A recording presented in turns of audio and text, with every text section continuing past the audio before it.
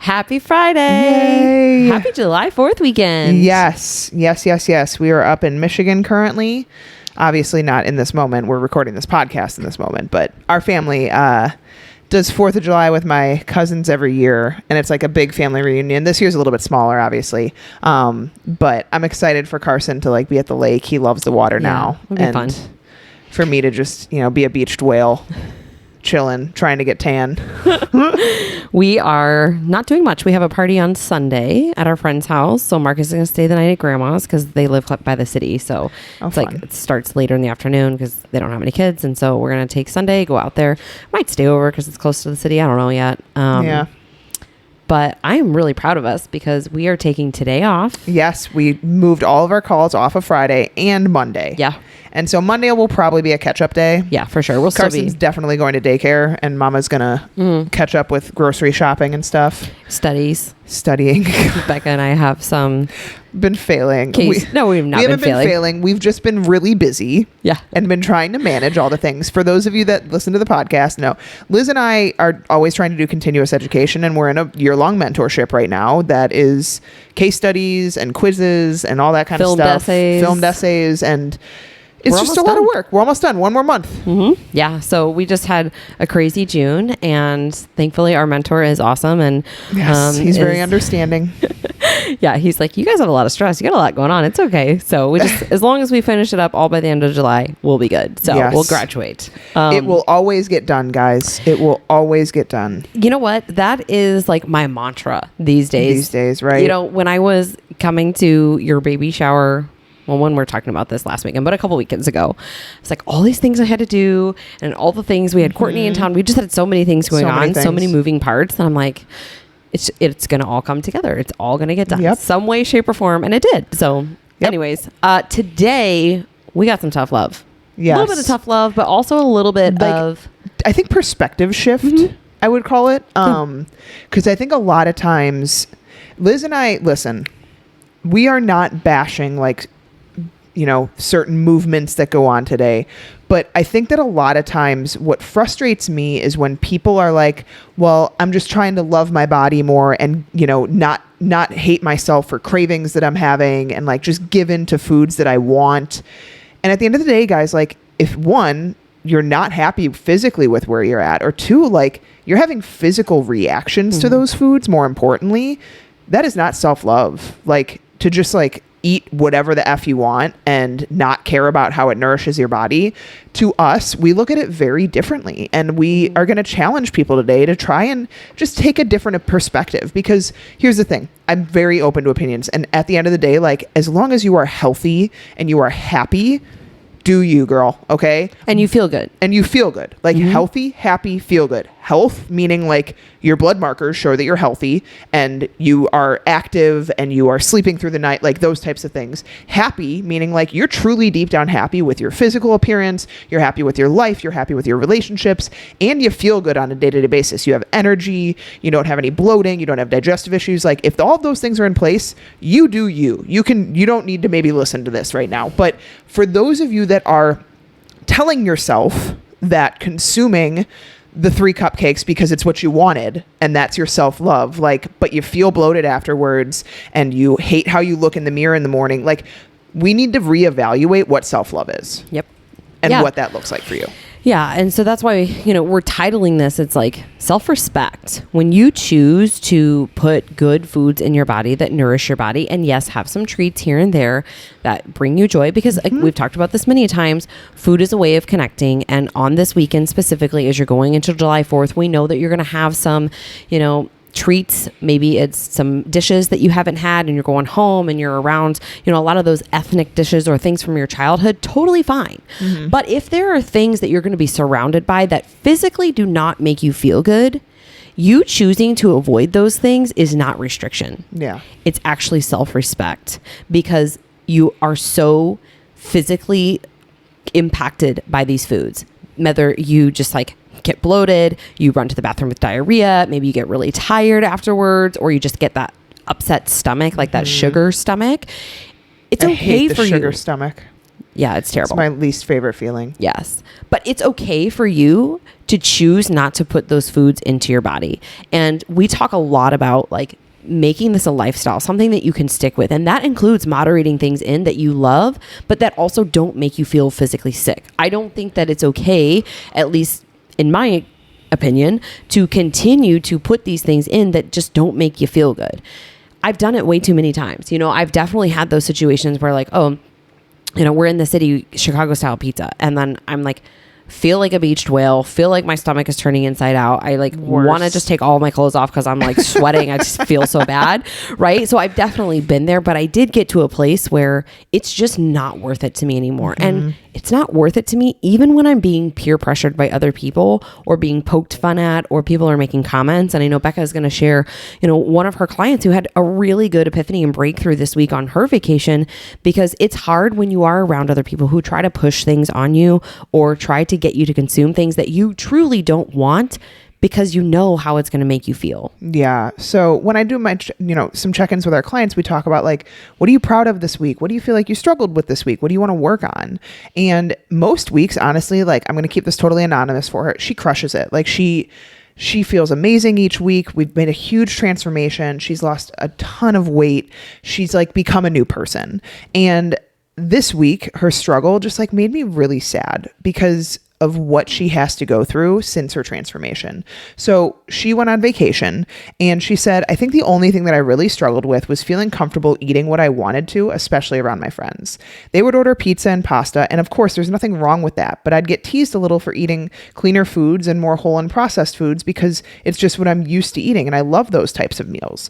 I don't really crave pizza and pasta like I used to before, and trust me, if I wanted to, I would have ordered it.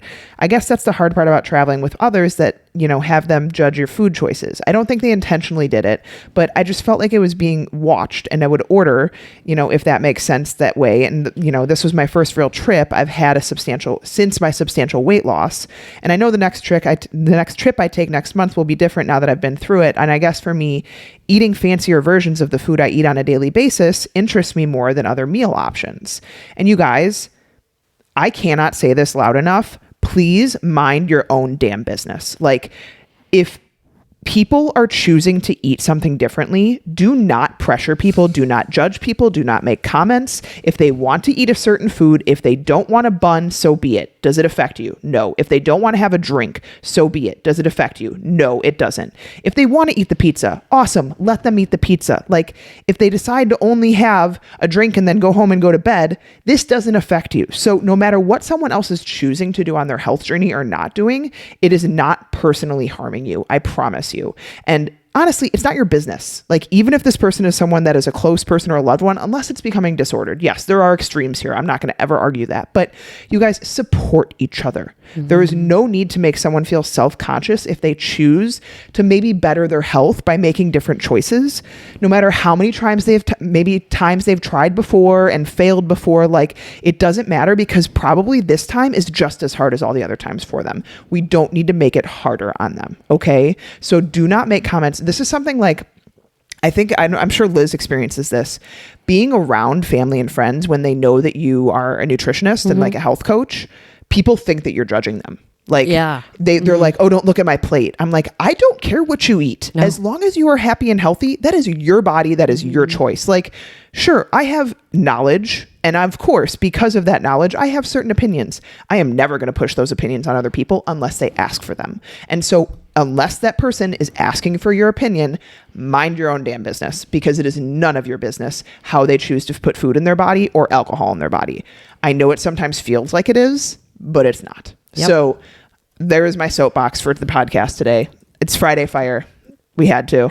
Yeah. And I think there's definitely a flip side to this too, because there's totally the people out there who will shame people for what they do choose to eat. Yeah.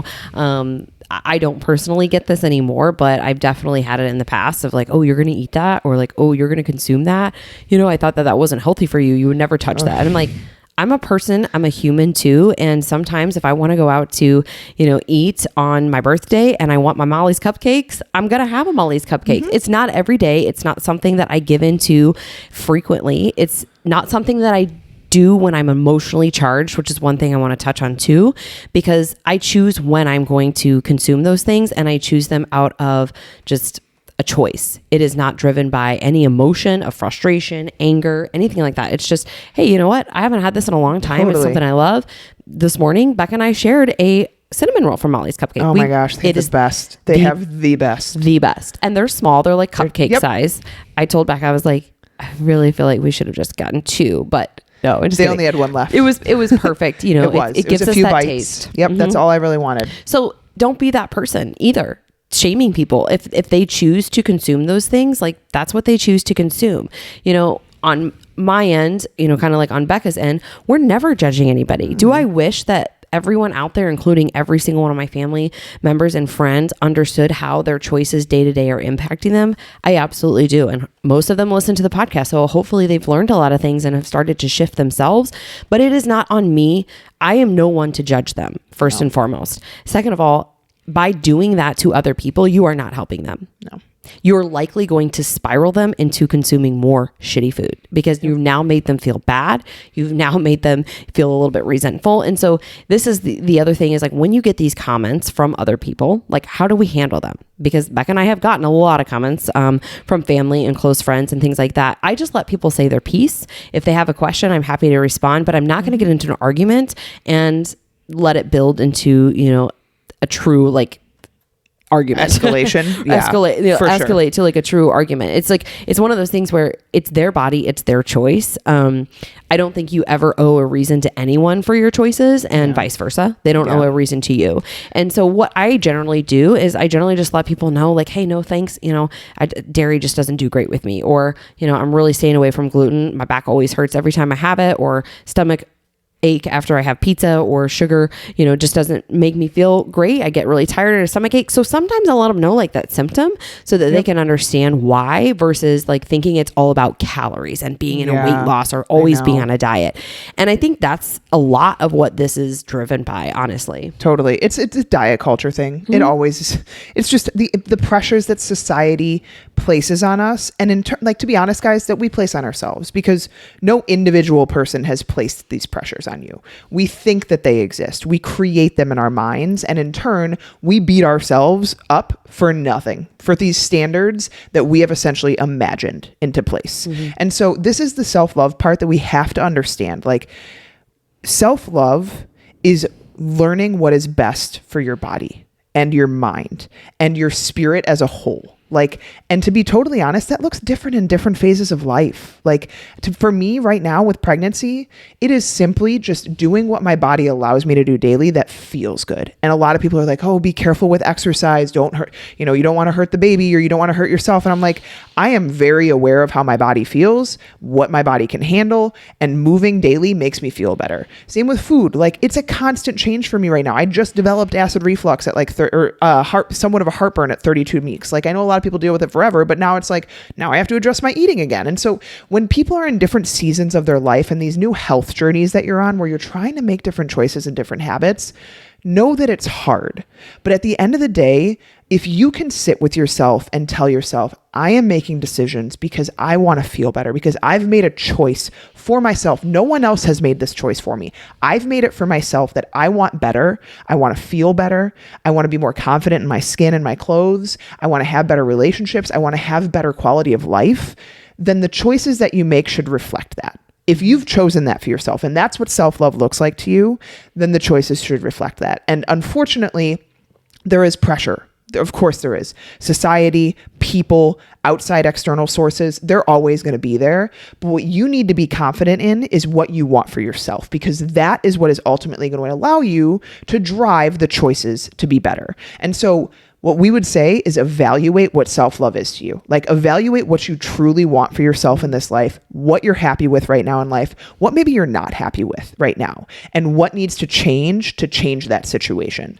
And then if you can be confident with that, these choices become a lot easier. And I'm not saying they're, 100%, I have no doubt in my mind. We were actually just talking before the podcast.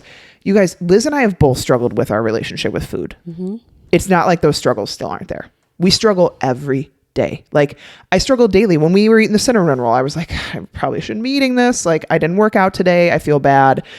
And then I have to shun those thoughts out of my head. And I have to say, Becca, you're active. You love cinnamon rolls. This is delicious. You don't need a Molly cinnamon roll. Like I can't even remember the last time I had one. It's been at least 3 months. It's been at least 3 months. And so like those thoughts still pop in, guys. The doubts, the questioning, the hate towards myself, like those things are always there. It's just the constant battle that I choose to take every single day against them that allows me to still live the best life that I can live for myself. And so I think we need to, one, please put out there that this is never something that turns into 100% easy, 100% you always make the right choice. The thoughts will always be there. The doubts will always be there. The pressure to choose something different will always be there. Yep. The other thing that you need to do, though, is decide what you want for yourself so that you can be confident in your choices.